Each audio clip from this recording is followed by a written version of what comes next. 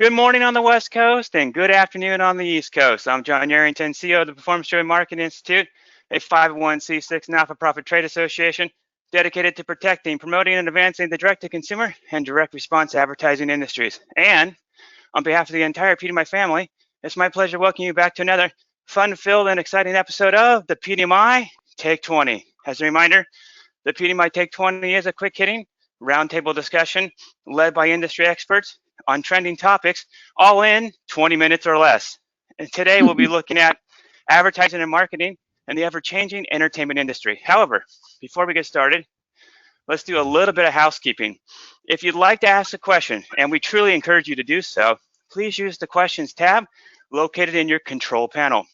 Please also note, you're welcome to ask questions throughout today's discussion. However, we will be addressing all questions at the end of our conversation. With that said, it's time to introduce today's moderator. Please allow me to introduce you to the man that many call the Michael Jordan of web hosting. Others simply call the fearless Chris Foster. Chris is the Vice President of New Business and Modern Postcard, a direct marketing agency out of Carlsbad, California.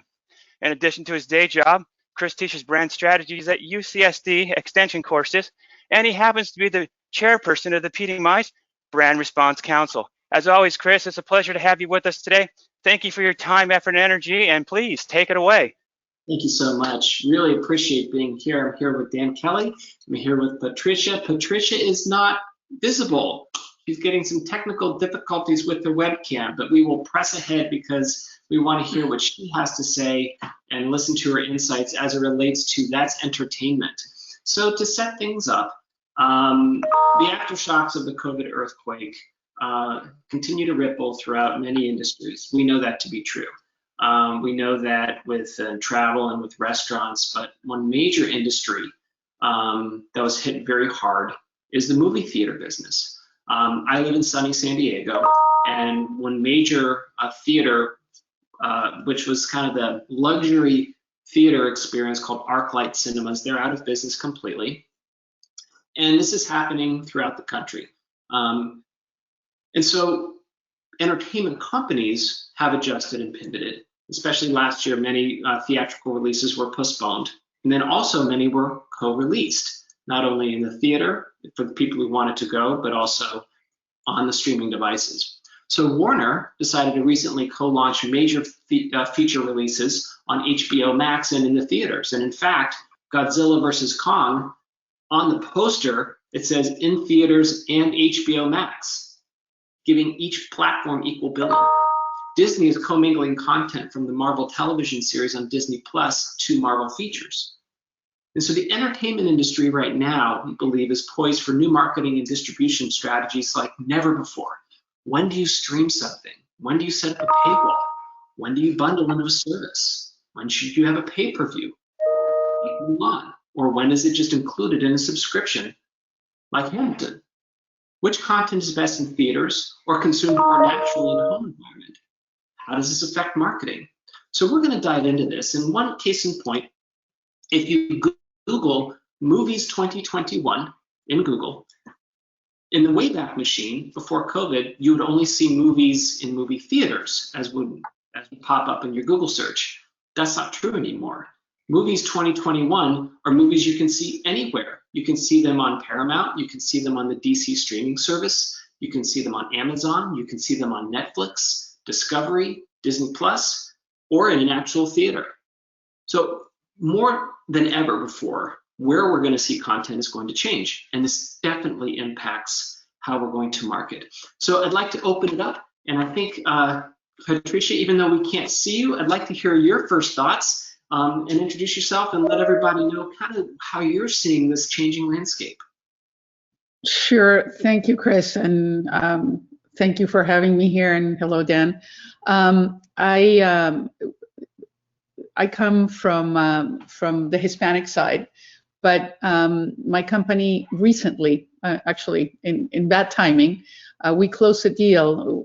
I own D2H Partners with Marcelino Millares, which is a D2C Hispanic agency based here in LA. And on February 28th, 2020, we closed on the purchase of Arenas Group, which was the first Hispanic agency, entertainment agency, targeting the Hispanic market. Mm-hmm. So we closed, and then the following week, maybe 10 days after, all the theaters closed nationwide. So it wasn't an auspicious beginning, but we're bullish on the sort of return to normalcy.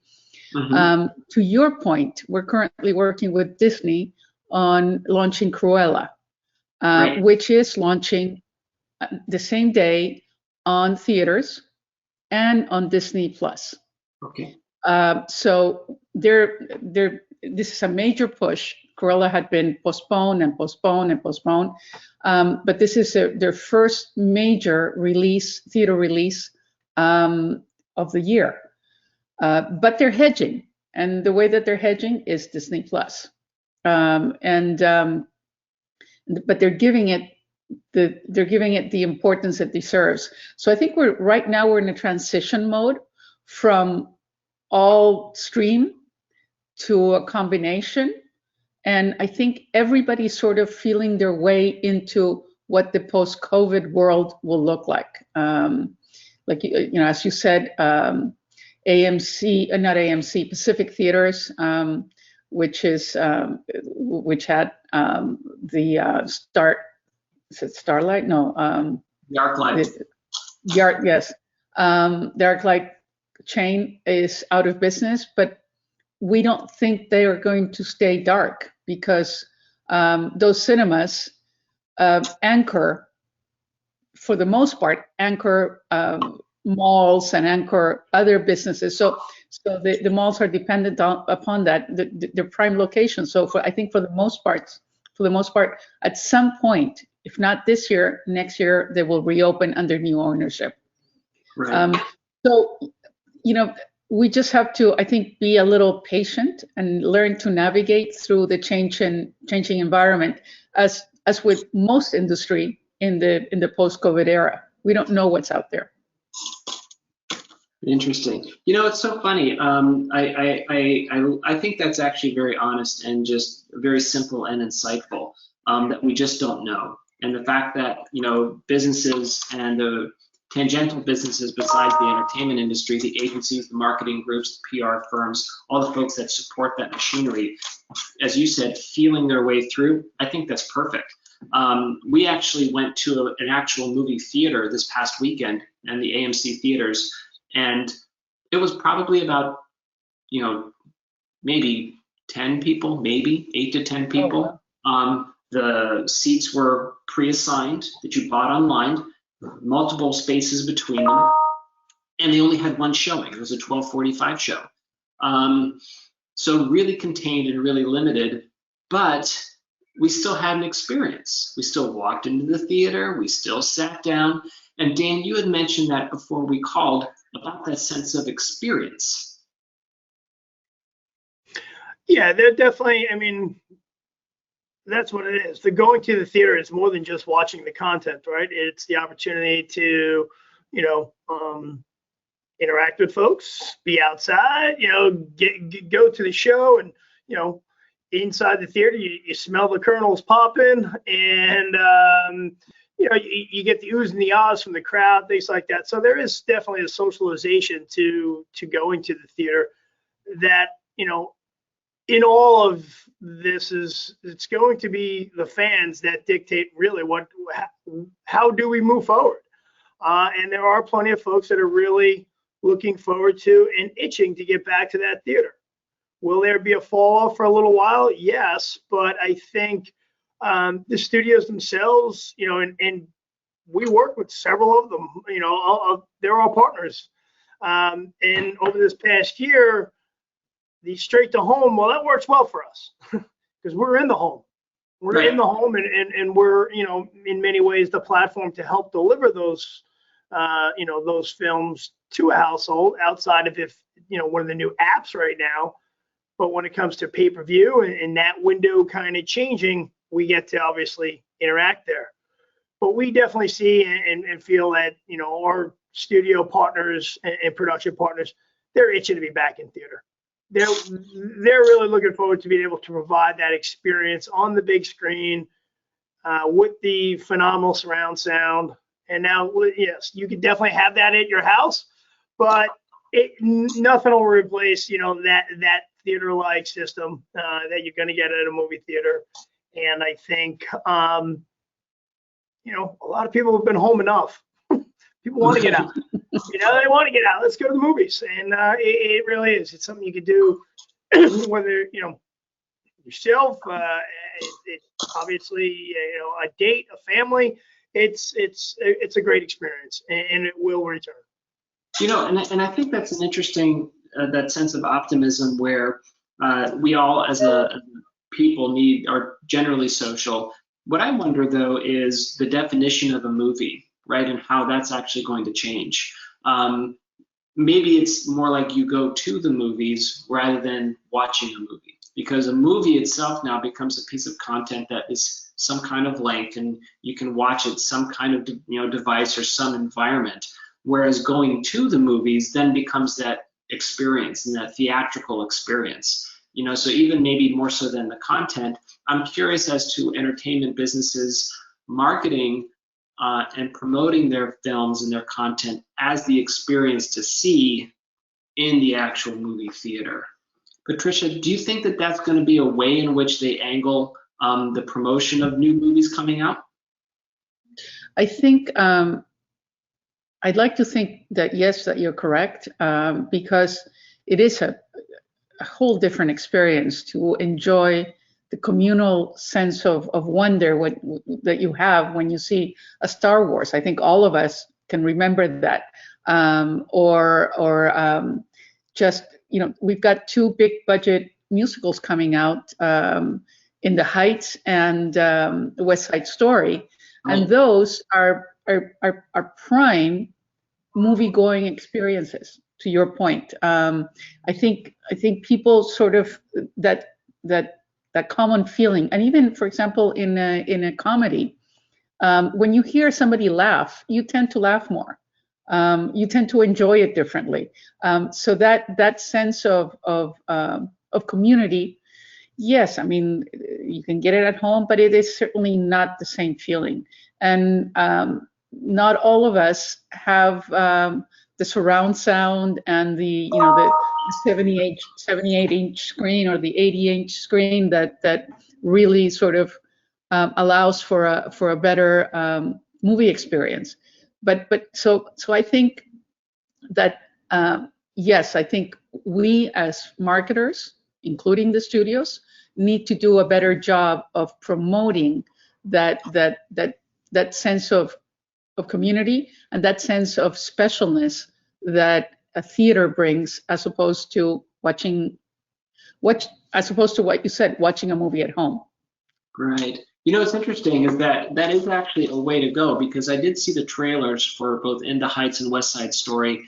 It looks fantastic. It looks significantly less fantastic on my computer screen watching the YouTube. Whereas in the theater this past weekend, I did see the preview for Cruella. There's a difference, right? There's a difference in watching it so much larger, and it feels so much bigger, and it feels so much richer than it does watching it on a smaller screen. So maybe that would be something where the studios who are in a competitive situation, granted with their content, right? You see one movie versus another, that collectively promoting the experience of the movie going, maybe that tide can lift all boats. And the access. It's the access to the theater, right? Like everyone can kind of go to the theater, as more and more of these,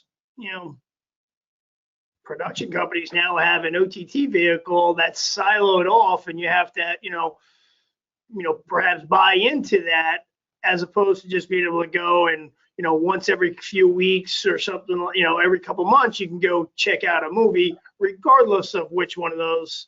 You're not committing to the full, a year contract or even a couple of months. You're just going to the movies for that night. So I think, the access being granted to everybody is still going to be a major part to theatricals and to the theatrical release, and being able to get the content out to everybody. Because if you're only going to release a theater to the fans that are fans enough of your, to your app, you're missing out on a large part of the audience. Dan, I think that's brilliant, and that's something I actually had never thought about until you said that. See a movie without a subscription. I think we also have to take the filmmaker into consideration. A filmmaker starts thinking big screen and not necessarily a small intimate setting that a home provides, unless he's making a small intimate film. But even those, I think, are thought of as a movie experience. I think we're shortchanging filmmakers by limiting the access to the theater experience or the cinema experience. That's brilliant, Patricia. I love that. I love that thinking, because filmmakers went into a huge transition when they went from film to digital, and then the websites have gone through a massive transition in website design, where folks are designing for mobile first now. So that's an interesting idea to think about new filmmakers and a new generation of filmmakers filming for YouTube, filming for a subscription service versus the big screen, and how that changes filmmaking, and what films necessarily get these quote unquote in theater releases. That's really interesting. It designs the film differently. The one thing that I did notice last year, of course, it was during the pandemic, was Netflix released a bajillion Christmas movies, right? It's Cowboy with a Christmas, it's California Christmas, it's Christmas Square, all this stuff. And each one was exactly 1 hour and 22 minutes to 1 hour and 28 minutes. Didn't deviate. They were exactly the same. So it was a formula in a programmatic place designed only for the home TV, definitely not for theatrical release. So I think that's going to change too on how movies are being made. Yeah, and if we speak of streaming services, we have, there is I think it's a finite audience, because we all know that Netflix experienced a severe downturn first quarter. They failed by a large part to meet their numbers, and and it's a direct result of HBO Max and Disney Plus coming into play. So I think consumers have a finite wallet and a finite attention span. So there's only so much, to Dan's point, that you're going to watch at home, because you want to go out, you want to share, you want to experience different things and differently. So I think that's what the theater or the cinema provides us. Right. Wonderful. I love it. So John, we are at 11:20 right now. Can we get some questions from the audience? Hey everybody, absolutely. We got a couple of good ones that popped through here while we were having this discussion. I'm going to go ahead and read them to you. The first one goes as, prior to COVID, advertisers took advantage of the airtime prior to the movie beginning. With crowds reduced, do you think that airtime will become valuable again in 2021 or 2022? Yes, because again, as part of that experience, it's you're getting there. I think we will.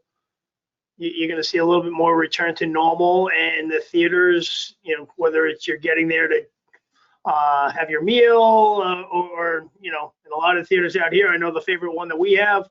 My wife gets her wine, I get my beer, kind of thing. So it's definitely a viable spot, and it will it'll be making its way back. It's good. Cool. It'll be interesting to see the numbers, like how long before they get back to the volume. Yeah, great feedback. Great feedback, Dan. Thank you. Another question for you guys. What's more financially valuable to the studios when debuting a movie? A streaming with subscription, a streaming video with subscription, live in theater, or a hybrid of the two? I'll take it if you don't mind. I think it's it's probably going to be a hybrid, but I think, again, it's too early to tell. Normally, you want to have a very strong opening weekend because that will tell how the movie will fare. So I think cinema or opening on screens is still a very valuable and important way to go. And I think studios are going to navigate to find that balance, when to open concurrently, when to open first in theaters and have a theater window, and when to transition to the streaming services. Because and on that too, it's when the streaming service is factored in, it's like, okay, which film was it that made me, subscribe? Like, like how do you adequately kind of like position the money? Because each title, each production has its own budget and its its goals and things like that. So when it comes to streaming service, are you doing it from a PVOD situation? So it's a premium VOD. So not only do you have to be a member of that service, but then pay, the $25, $30 for that film, or is it just going to get released to each of the subscribers? So there's so many different layers to the streaming element to it that in the conversations that we've had, the studios are definitely looking forward to the box office release and each film being able to kind of be accounted for. Interesting. Great, great feedback, everyone.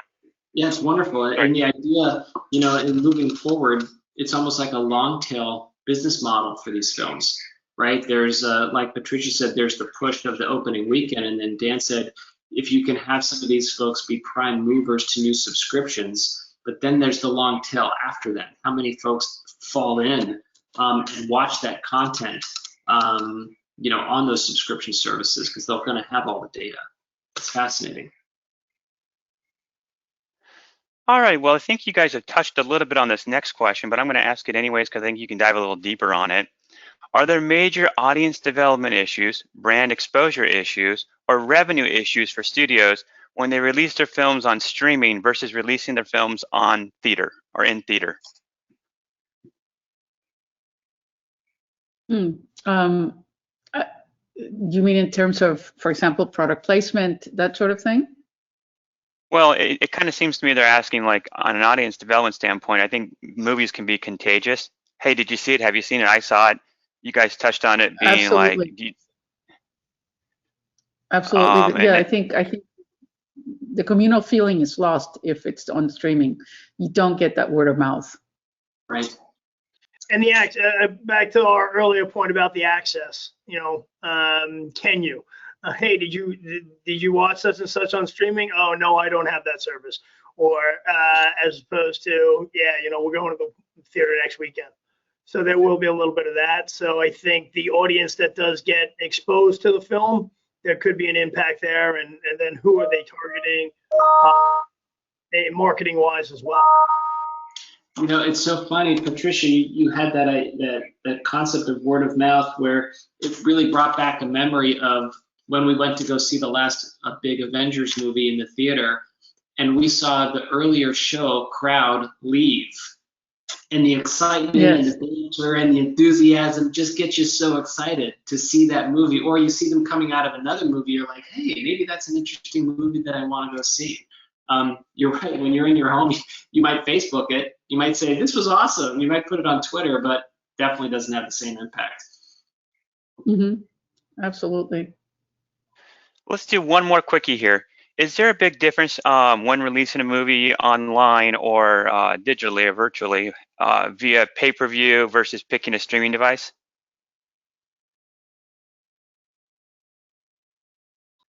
In our experience, there is definitely a slight cost difference. Whether or not, are they already a fan of your streaming service? So if they already paid a certain level and then you're going to now pay, $30, or is it going to be a PVOD that's going out to everybody across multiple platforms? So, there is definitely a cost difference between the same kind of window of theatrical release. A significant more to that pay per view than, you know, when the typical pay-per-view window where it's like a $6.99 film. Anything in the newer window is going to be more in that $30 range. So there's definitely a cost differential there. And then it's going to be up to the different streamers and their policies. Like, again, what do they need the film to do more? Specifically, raise money for that, or is it to bring people into the platform? What are they using it for? Yeah, good feedback, Dan. Thank you so much. I'm going to come back in and join you guys here to close out. Well, Patricia, Dan, Chris, awesome session, full of good knowledge as always. Thank you so much for your time and efforts here. Really appreciate you guys being a part of this panel and this discussion. I hope the folks at home enjoyed this conversation as much as I did. Before we close out, I'd like to take a moment to invite everyone here with us today to join us on our next episode of PDMI's Take 20, hosted Wednesday, May 12th at 11 a.m. Pacific, 2 p.m. Eastern. We'll be talking about best practices in implementing campaigns. To see the full schedule of PDMI Take 20 sessions, visit thepdmi.com/take-20. That's thepdmi.com/take-20. Thanks again, everyone. As always, stay safe, stay healthy, and all the best. Thank you. Thank you.